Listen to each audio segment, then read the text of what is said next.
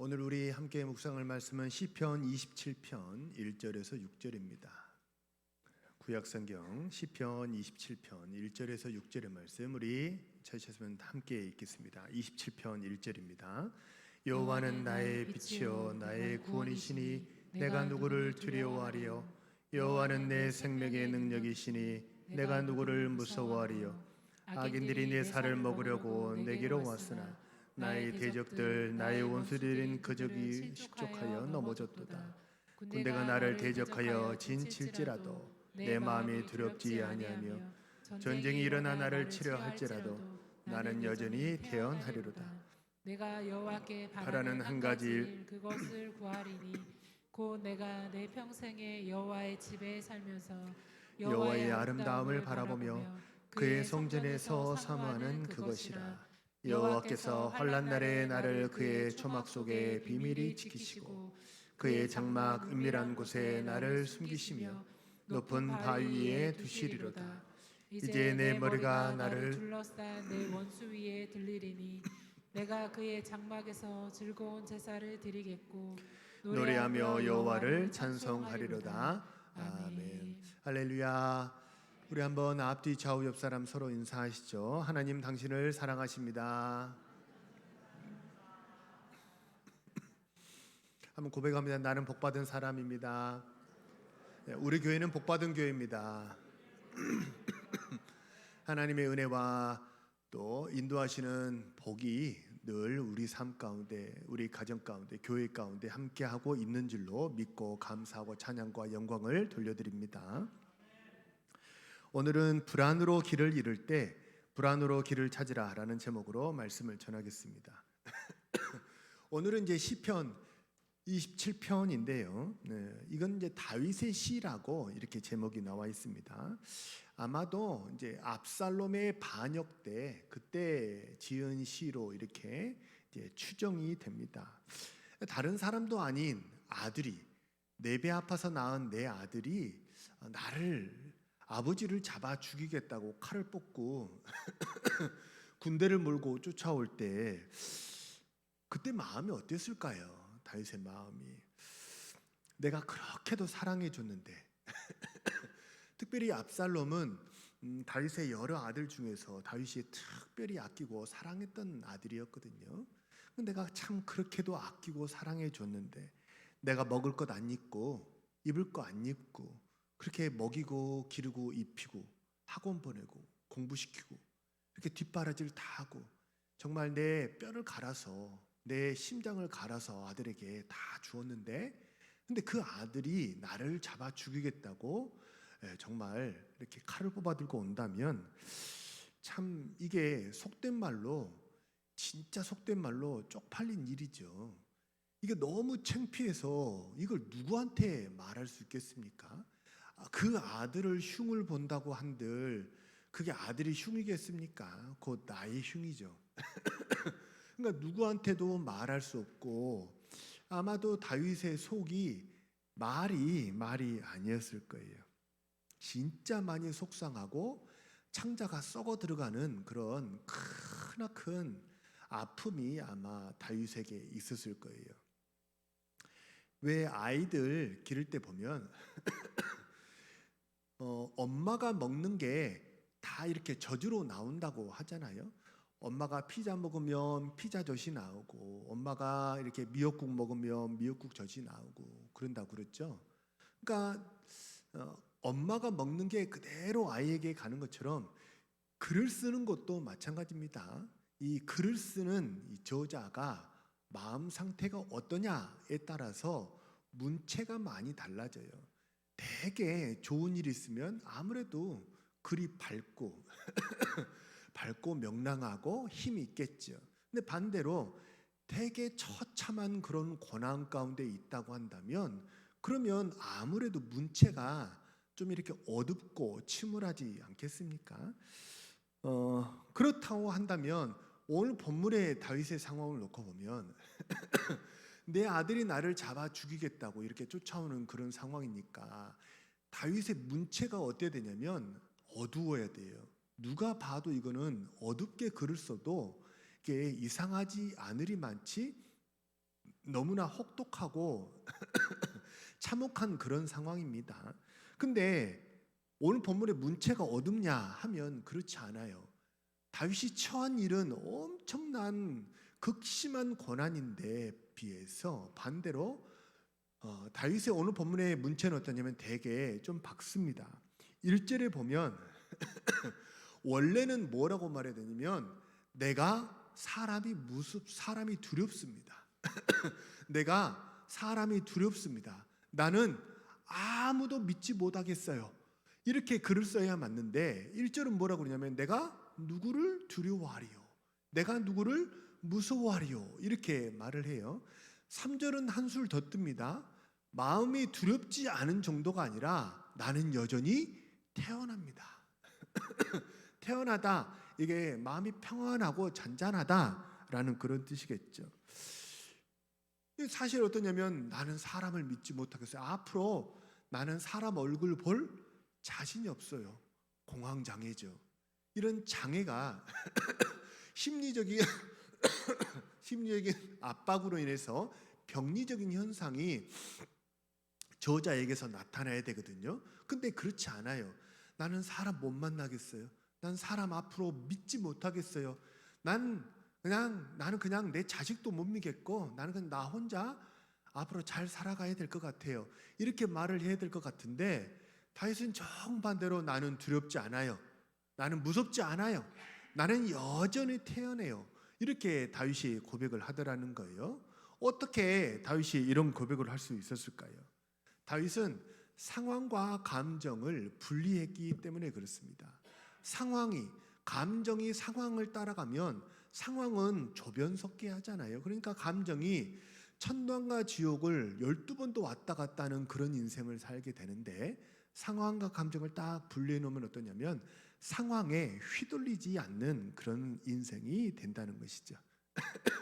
사실 실체가 드러난 두려움은요, 그렇게 사실 큰 두려움이 아니에요. 실체가 딱 드러나 있잖아요. 그럼 어떻게 하면 돼요? 대응을 하면 됩니다. 실체가 드러나 있기 때문에 어떻게 하면 될지 잘못된 게 있으면 고치면 되고요. 만약 잘못 들어선 길이 있다면 돌아 나오면 되고 오해가 있다면 풀면 됩니다.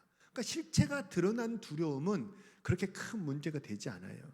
그런데 악한 마귀가 하나님의 백성들을 넘어뜨리는 주된 무기가 뭐냐면요, 실체 없는 두려움이에요. 다시 말하면 실체 없는 두려움은 있는 거예요, 없는 거예요? 없는 거예요. 그거를 딱 두 글자로 뭐라고 하면 허상이라고 말하는 거예요.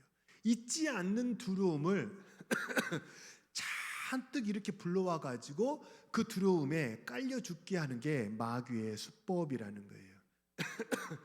혹시 세계 최고의 격투기 선수였던 효도르 선수 혹시 기억나십니까? 네, 기억난다고 그래야 설교가 진행이 돼요. 효도르, 뭐 표도르라고 하기도 하고, 효도르 선수 기억나시죠? 이 사람은 세계 최고의 격투기 선수였습니다. 어떤 기자가 효도르 선수에게 물었습니다. 당신도 두려운 게 있습니까? 왜냐하면 너무나 사람이 강하고 용맹해 보이니까 이 사람은 무서울 게 없어 보이는 거죠. 그래서 기자가 물었습니다. 당신도 두려운 게 있습니까? 이렇게 물었어요. 효도르 대답이 뭔지 아세요? 우리 가족에게 무슨 일이 생길까 봐 두렵습니다. 나 두려운 게 있어요. 나 두려운 게 있는데 우리 가족에게 무슨 일이 생길까 봐 난 그게 너무 두려워요. 이게 효도르의 대답이었어요. 가족에게 지금 무슨 일이 생겼어요? 안 생겼어요? 안 생겼어요. 설령 효도르의 가족이 교통사고를 당했다고 한번 가정을 한번 해보세요. 그러면 효도르가 어떻게 했을까요? 아마도 모르긴 몰라도 그는 굉장히 적극적으로 가족을 치료하고 가족이 그 질병에서 그 사고의 후유증에서 벗어나도록 효도르는 굉장히 주도적으로 치료하고 회복시키고 적극적으로 대응을 해서 문제를 뚫고 나갔을 거예요. 그게 그의 스타일이었을 거예요. 질병이 있다면 그가 그동안 벌어놓은 많은 돈을 써가면서 세계 최고의 의사를 찾아가지고 가족의 질병을 고치려고 했을 거예요. 아마 효도르는 어떤 질병이 생겼든지, 가족에게 어떤 질병이 생겼든지, 어떤 사고가 생겼든지 그는 적극적으로 해결하고 문제를 풀어 나갔을 거예요. 그런데 아직 아무 일도 일어나지 않았어요. 사고 난 가족도 없고 아픈 가족도 없어요. 근데 그 실체 없는 막연한 두려움이 효도르를 갉아먹고 있는 거예요. 난 너무 두렵습니다. 난 다른 거 두렵지 않은데 우리 가족에게 무슨 일이 생길까 봐 두렵습니다. 이렇게 말했다는 거예요. 20대 남자들에게 이제 고등학교를 졸업한 그 20대 초년생의 남자들에게 절대적으로 두려운 게 하나 있어요. 우리 여자 성도님들은 잘 그 감정을 이해하지 못하실 것 같아요. 20대 초년의 남자들에게 절대적으로 두려운 게 하나가 뭐냐면 군대입니다. 군대를 가야 된다는 그런 두려움이 있는 거예요. 요즘에 그런 말이 유행한다고 그래요. 아들 군대 보내지 말고 남편 한 번 더 보내자. 그런 말이 실제로 그런 말이 유행한다고 그래요. 우리 남편들이 참 서러워요. 자, 보세요. 사람에 따라 조금 다를 수는 있겠죠. 그래서 어떤 아들은 자원 입대를 하기도 하고 일부러 나는 해병대 갈 거예요. 나는 특공대 갈 거예요. 그런 아들이 있기도 하지만 몇 프로나 되겠습니까? 그러니까 평균 범위에 있는 대부분의 아들은 어떻게 했어요? 군대가 다 두렵겠죠. 제가 이제 10년 넘게 다니던 미용실이 너무 이렇게 멀어가지고 여기 가까이 마곡에 있는 미용실을 이렇게 찾다가 하나 찾아가지고 거기 다니고 있는데 그 미용실의 원장님의 아들이 이제 초등학교 한 6학년쯤 돼요. 그 원장님이 저한테 얘기를 하더라고요. 아휴, 제가 이제 목사라는 걸 모르죠. 걱정이 하나 있는데요. 우리 아들 나는 군대 안 보내면 좋겠어요. 그 원장님이 저한테 진심으로 얘기를 해요. 아마 그 원장님도 아들이 안 가고 남편이 갔으면 좋겠어요. 그런 마음이 있었을지도 모르겠죠. 왜 남자들에게 군대 가지 않은 그 20대 초년생의 남자들에게 군대가 두렵냐? 군대는 미지의 세계예요. 단 한 번도 경험해 보지 못한, 근데 굉장한 프레셔가 있거든요. 굉장한 압박이 있는 곳인데 한 번도 경험해 보지 못했고 그런 것이 너무 두렵습니다. 만약 진짜 그럴 일은 없어요. 국가의 법적으로 그렇게는 될 수 없지만 진짜 요즘 유행하는 말대로 아들을 보내지 않고 남편이 군대 한 번 더 갔다 온다고 가정을 한번 해보시죠. 진짜 그런 일은 없어요. 근데 남편이 아들 대신 군대를 한 번 더 간다라고 한다면 사실 그러면 그 남편은 그 아들이 두려워하는 것만큼 남편이 군대를 두려워할까요? 그러지 않을 거예요. 왜 남편은 아들만큼 두렵지 않을까요? 경험이 있기 때문입니다. 한번 바닥에서부터 훈련병, 새우깡 하나 2등병에서부터 병장에 이르기까지 그 생활을 다 겪어봤기 때문에 뭐 할 수 있는 거예요? 대응할 수 있는 거죠. 그래서 아마도 이렇게 남편은 군대를 한 번 더 간다면 농담도 할 거예요. 요즘에는 군대 가면 봉급도 많이 준다며, 200만 원 준다며, PX도 마음대로 갈 수 있다며, 전화도 마음대로 한다고 그러대. 옛날에는 그러지 않았잖아요. 예? 전화도 할 수 없었고, 저도 군대 간지 뭐 이제 저보다 먼저 군대 가신 분들은 물론이겠거니와 저도 일병 사호봉 때까지, 그러니까 군대 입대한 지 10달까지는 PX를 가지 못했어요. 그게 군기라고 배웠어요. 그래서 PX에서 얼쩡얼쩡 되다가 고참에게 발각이 되면 맞았거든요. 그게 군기였고 그게 군대였어요. 근데 요즘 PX도 마음대로 가고, 전화기도 가질 수 있고, 게다가 옛날에는 10,000원짜리 하나 이렇게 딸랑딸랑 내무실에 흔들고 들어오는 게 권력의 상징이었거든요. 병장 돼야 10,000원짜리 한 장 받았는데 요즘은 200만 원 된다고 그러고, 그거를 뭐 적금을 하면 국가에서 뭐 더 보조를 해주고 가지고 뭐 몇천만 원을 만들어서 나온다는 둥 뭐 그런다 그러더라고요. 그러니까 남편은 뭐라고 그러냐, 요즘에는 봉급도 많이 준다 그러대라고 너스레를 떨면서 농담도 할 수 있을 거예요. 왜 그럴 수 있어요? 알기 때문이에요. 이게 아는 두려움, 실체가 드러난 두려움과 실체가 드러나지 않는 두려움에 이런 차이가 있다는 거예요. 영적으로도 마찬가지입니다. 사탄이 우리를 넘어뜨리는 가장 많이 쓰는 방법 중에 하나가 뭐냐면 실체 없는 두려움이에요. 실체 없는 두려움에 깔려서 죽게 하는 게, 압사시키는 게 사탄이 가장 많이 쓰는 그런 두려움입니다. 출애굽 1세대가 아마도 대표적인 예라고 말할 수 있겠죠. 그들은 그 어떤 세대보다 많은 기적을 경험했어요. 애굽에서부터 10가지 재앙으로 정말 상상을 초월하는 그런 기적을 경험했고, 세계 최초로 바다가 갈라져서 육지를 걸어가는 홍해길을 걸어가는 그런 체험도 했어요.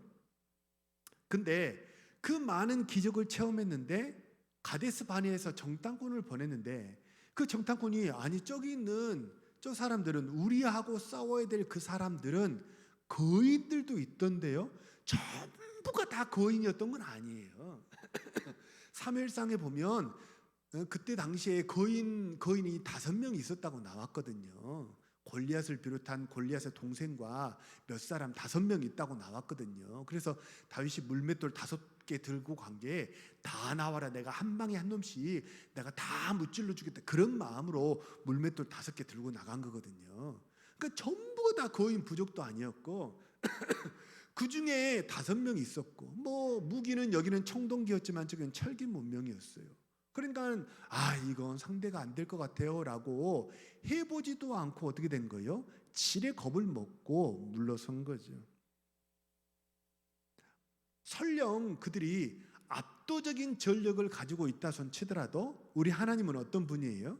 우리 하나님은 세계 최강이로 당시에 세계 최강이라고 불렀던 바로의 군대를 물리치신 분이 여호와 하나님이세요. 그러니까 비유를 하자면 효도루하고도 싸워서 이겼는데 저하고 싸우면 이길까요? 못 이길까요? 물론 저도 태권도를 배우긴 했습니다. 하지만 제가 효도루보다 강하지는 못하잖아요. 그러니까 효도루를 이겼는데 저 같은 평범한 사람 하나 그거 하나 이기지 못하겠습니까? 근데 하나님은 효도를 이겼는데 우리하고 상대해야 될 사람이 조금 세 보인다고 질의 겁을 먹고 못 가겠다고 이렇게 물러서고 말았던 거죠. 실체 없는 두려움에 무너진 게 출애굽 1세대입니다. 믿으시기 바랍니다. 가나안이 아니라 가나안 할아버지가 오더라도 하나님은 능히 싸워서 이기게 하실 줄로 믿으시기를 바랍니다. 우리 방금 찬양했던 것처럼 우리 앞에 있는 게 설령 시퍼런 바다 강물이 바닷물이 우리를 막고 있다고 한다면 하나님은 그 바닷물을 갈라주실 줄로 믿으시기를 바랍니다. 시퍼런 호수물이 우리 앞을 가로막고 있다면 하나님은 우리를 그 물 위를 걷게 하실 줄로 믿으시길 바랍니다. 그래서 우리가 영접해야 되는데 무엇을 영접해야 되느냐? 두려움을 영접하지 마시고 문제보다 크시고 상황보다 크신 우리 하나님 아버지를 영접하시고 넉넉히 싸워 이기시는 우리 신실한 주의 백성들 모두 되시기를 소망하고 축복합니다. 예전에는 만화 영화 그러면요 진짜 그냥 터무니없는 그런 만화 영화가 그냥 뭐 시시하고 좌충우돌 우당탕탕하는 뭐 톰과 제리 그런 누군가가 이렇게 골탕 먹이는 그런 만화 영화가 전부였어요. 근데 요즘에 애니메이션이라고 부르는 이 만화 영화는요 사실 그렇지 않아요. 상당히 깊은 철학적인 배경이 있고 심리학적인 배경을 가지고 있는 교훈적인 애니메이션이 엄청 많거든요. 2024년도에 개봉한 인사이드 아웃이라는 그런 애니메이션 만화 영화가 있어요. 이건 뭐냐면 사람의 마음속에 이런 여러 가지 성격들이 있는데 이런 여러 가지 성격들이 사람의 마음속에서 어떻게 상호작용을 하면서 우리를 이끌어 가느냐 그걸 보여주는 게 이제 인사이드 아웃이라는 영화입니다. 근데 이제 여기 보면 작년에는 이제 2탄이 개봉을 한 거예요. 위쪽에 있는 성품들이 1탄에 나왔던 뭐 그런 성품이라고 한다면 아래쪽에 있는 성품들이 2탄에 새롭게 이렇게 나온 성품이 돼요. 이 탄에서 주역을 이루는 게 이제 좌측 하단에 있는 불안입니다. 불안. 이 불안이라는 걸 어떻게 생각하세요? 이 영화에서 말하는 게 뭐냐면요, 불안이 사람의 정서를 지배하게 되면 불안이 사람의 정서를 지배하게 되면 앞으로 한 발자국도 못 나간다는 거예요. 불안이 우리를 지배하게 되면 그러면 아무것도 못 해요. 공부도 안 되고 집 밖에 나가는 것도 안 돼요. 왜요? 불안하기 때문입니다. 근데 여러 성품 중에 하나로 이 불안을 활용할 수 있다면 그러면 어떻게 되느냐? 이 불안이 오히려 더 미래로 나아가게 하는, 성공으로 나아가게 하는, 이를 성취하게 하는 도구가 된다는 게 이 애니메이션의 주제입니다. 불안하기 때문에 어떻게 하는 거예요? 더 잘 준비하게 되는 거죠. 불안하기 때문에 미리미리 준비하고, 불안하기 때문에 잘 대비해서, 그래서 실수하지 않는 그런 삶을 살게 된다. 이게 불안이 지배하게 하지 말고 성품으로 활용하라. 이게 이제 인사이드 아웃 2라는 영화의 주제입니다. 영적으로도 이 원리가 마찬가지입니다. 우리의 미래는 되게 불투명합니다. 불확실성이 이 시대를 대변한다고 하잖아요. 미래는 불투명하고요. 사실 건강도 이전 같지 않습니다. 아픈 곳이 점점 많아져요. 일이 잘 되기보다 일이 잘 되지 않아요. 이전만큼 일이 잘 되지 않습니다. 그래서 이런 모든 상황들, 미래는 불투명하고 건강도 안 좋은데 일은 잘 안 돼요. 이런 불투명한 그런 모든 불확실성의 일들이, 이런 상황들이 우리의 불안을 자꾸 자극해요. 불안이 깨어나도록 자극하고 불안이 커지도록 자극하거든요. 자, 이런 불확실성이 우리의 불안을 자극할 때 우리 성도님들 어떻게 하고 계십니까? 또 우리는 어떻게 해야 될까요? 이 불안이 나의 두려움을 자극할 때 불안에 휩쓸려서 거기에 깔려서 압사하지 않으시기를 소망하고 축복합니다. 반대로 또 하나님을 믿는다면서, 아니 내가 하나님을 믿는데 어떻게 이 불안이라는 게 나한테 생길 수 있지? 이게 뭐냐면 영적인 강박이에요. 아주 깨끗하고 아주 순결해야 된다, 그런 영적인 강박에도 빠지지 않으시기를 소망하고 기도합니다. 뭐 하지 말아야 돼요? 불안에 깔려 죽지도 말고 너무 깨끗하려고 아무런 흠도 티도 없이, 어떻게 나에게 이런 불안이라는 게, 하나님을 믿는 사람인데 내가 불안이라는 게 나에게 생길 수 있지? 이렇게 자책하지도 마시기를 소망합니다. 우리가 해야 될 거는요, 불안하기 때문에 어떻게 하면 돼요? 불안하기 때문에 어떻게 하면 돼요? 불안하기 때문에 하나님께 더 나아가시는 우리 사랑하는 주의 백성들 되시길 소망합니다. 불안하니까 뭐 하는 거예요? 더 하나님께 매달려 기도하세요. 불안하기 때문에 더 말씀 안으로 들어가시고, 불안하기 때문에 더 예배 속에서 하나님을 만나시기를 소망하고 축복합니다. 두려우니까 하나님의 지혜를 더 의지하게 되고, 두려우니까 하나님의 능력을 더 갈망하게 되고, 두려우니까 하나님의 인도하심을 더 철저히 의지하는 그런 신실한 신앙인으로 일어서기를 소망하고 축복합니다. 그러면 좋은 일은 좋은 일대로 하나님께 영광이 되고, 또 이런 험한 일이 나의 불안을 자극하면 이 험한 일은 험한 일대로 어떻게 되는 거예요? 그것이 나에게 죽을 일이 아니라 이 모든 옛날 찬송가는 505장 찬양이었거든요. 이 풍랑으로 인하여 더 빨리 갑니다. 찬송가의 고백처럼 이 풍랑 때문에 넘어지는 게 아니라 이 풍랑으로 인하여 더 하나님께 빨리 갑니다. 하나님께 더 가까이 갑니다. 이렇게 하나님께 더 가까이 가시는 우리 사랑하는 주의 백성들 되시길 소망합니다. 군대에 가면요, 오늘 군대 얘기를 여러 번 하네요. 군대 가면 11m에서 대략 한 13m 정도 되는 막타워라는 게 있어요. 뭐 원두막처럼 생겼는데 이렇게 나무로 쭉 이어놓는 탑이 있는 거죠.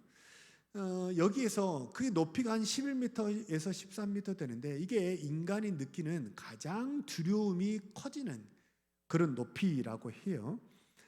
유격 훈련 가면 거기서 이렇게 마치 그 짚라인을 타듯이 이렇게 쭉 내려가는 그런 게 있는데요.